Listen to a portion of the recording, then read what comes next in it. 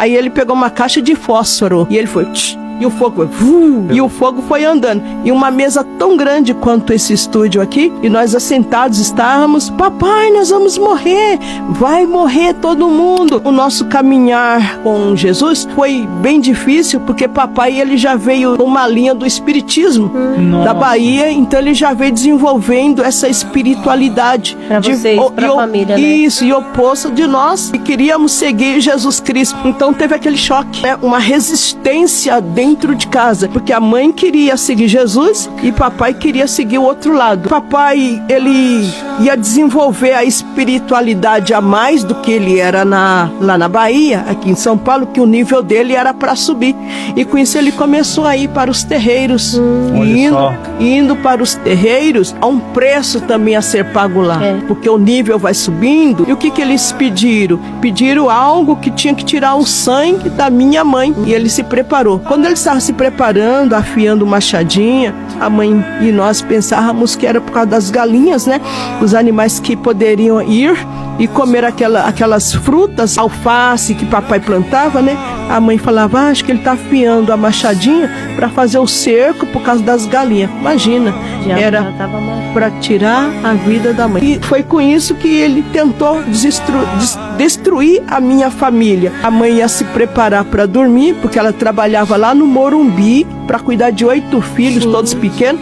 Ela trabalhava numa casa de família. A mãe ia se preparar para dormir. Quando era de manhã, ela ia escutar talvez alguma conversa vinha e a pergunta era, conseguiu tirar o sangue da Maria? Papai falava, não consegui, porque todas as vezes que eu tento chegar perto da Maria, tem um homem de branco. O homem de branco caminha no meio do escuro e a roupa dele é branca, branca, branca. Ele vem se aproximando de mim e eu fico pequeno, pequeno, pequeno e a machadinha cai das minhas mãos. Eu não sei com quem a Maria está me traindo, mas já era a provisão de Deus e o cuidado de Deus na minha e na sua casa, né? A mãe falava, gente, se eu amanhecer morta, foi o pai de vocês que tirou a minha vida. A gente, mãe, papai não tira a vida de ninguém, mãe. É o papai, mãe. E a gente, tão inocente, criança, né?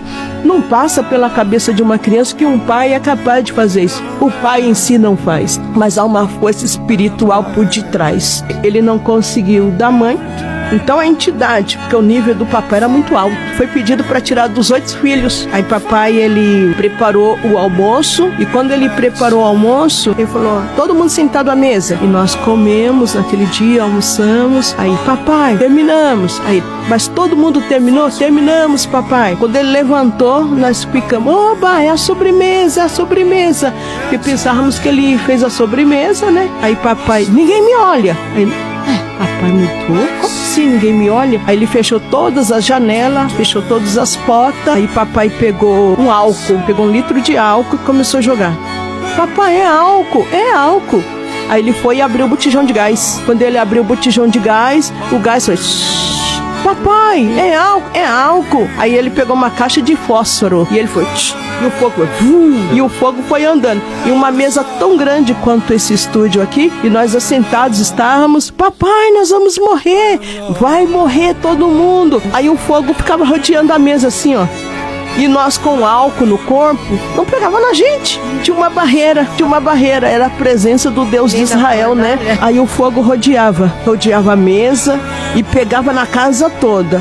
Papai, nós vamos morrer. Mas o fogo não pegava na gente. De repente, e o fogo forte, nos outros quartos forte, mas não pegava na gente. Aí entrou um menininho pela parede, sem quebrar e sem abrir a porta. Um menininho pequenininho, com a roupa toda branca, os cabelinhos amarelos.